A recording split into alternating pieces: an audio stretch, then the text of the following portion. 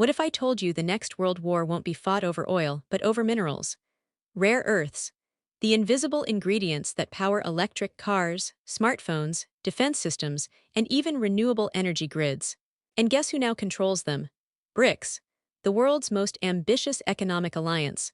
Welcome to Currency Revalue, where we decode how money, resources, and power are being restructured right before our eyes. Today, we reveal how BRICS nations, led by China, are tightening their grip on rare earth minerals, increasing supply by 12.6% in 2025, but limiting who gets access. What's happening isn't just about trade, it's about control. This is the new era of resource warfare, and it's already underway. Rare earth elements, or REs, are the secret foundation of modern civilization. 17 metallic elements, with strange names like neodymium, dysprosium, and terbium, make our technologies run quietly in the background. They're in your electric car's motor, your smartphone's screen, your missile guidance system, and your wind turbine's magnet. Without them, the modern world simply stops. But here's the twist. 61% of rare earth mining and over 90% of refining happens in just one country, China. That means nearly every product in your home, every satellite in orbit, and every military jet in the sky somehow depends on Beijing's goodwill. For years, Western nations assumed free trade would ensure access. But BRICS saw it differently. To them, rare earths aren't just resources, they're leverage. When one nation controls both the mining and the processing, it doesn't just dominate supply, it controls demand. On paper, 2025 looks like a success story for BRICS. According to China's General Administration of Customs, the alliance's rare earth output jumped 12.6% from January to September. Nearly 48,000 more tons. That sounds like global stability, right? Not quite. Because while output rose, export value actually dropped 7.8% to $342 million. And in September alone, exports plunged 30.9% compared to August, falling to just about 4,000 tons. So what's going on? Behind the numbers lies strategy. Beijing isn't trying to flood the world with rare earths, it's selectively restricting them. The more dependent the world becomes, the more powerful that lever gets. China has rolled out new export controls, notification no. 61/2025, targeting not just raw minerals, but also refined products like magnets, alloys, and components used in military-grade technologies.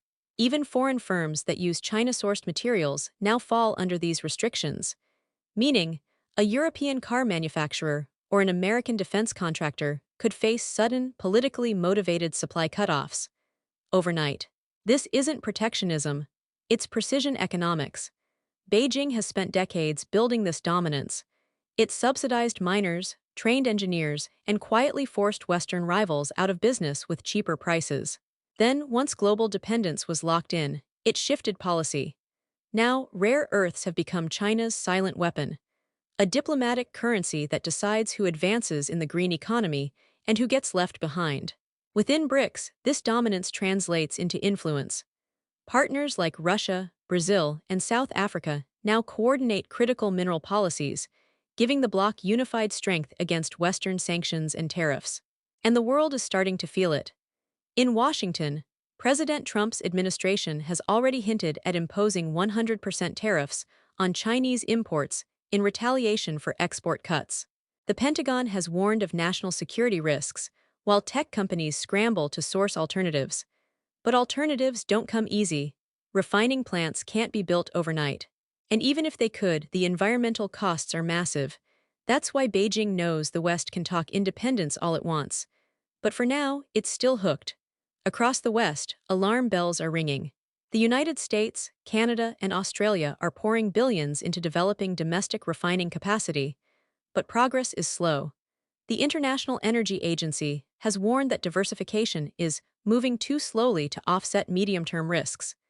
Every delay gives BRICS more leverage. Meanwhile, the market reacts. Prices swing unpredictably, investors speculate, and manufacturers delay production. It's not about how much is mined. It's about who controls access. Even if global output grows, Beijing decides where it flows. And that gives China the same kind of control OPEC once had over oil. As one analyst put it, BRICS doesn't need to dominate markets, It only needs to dominate policy. This isn't just an economic story, it's a geopolitical reset. We're watching the birth of a new world order where economic blocs align production with political loyalty. BRICS nations, Brazil, Russia, India, China, and South Africa, are consolidating control over critical materials, while Western economies scramble to decouple. In the short term, expect turbulence, price volatility, trade wars, and rapid realignments. But in the long run, this may mark the end of the US-led supply chain model. As one Chatham House report put it, control of rare earths is control of tomorrow's technologies. BRICS understands that, and they're playing the long game. For investors, it's a wake-up call. For policymakers, a strategic warning. And for ordinary citizens, a reminder that even the smallest piece of metal can hold the weight of global power. So while the world debates currencies, sanctions, and exchange rates, BRICS is quietly winning the game that really matters: resources. The revaluation of power has already begun. Thanks for watching Currency Revalue. Don't forget to like, subscribe, and share this video with others who want to understand where the future of money and power is really headed. Because in the end, whoever controls the inputs controls the outcome.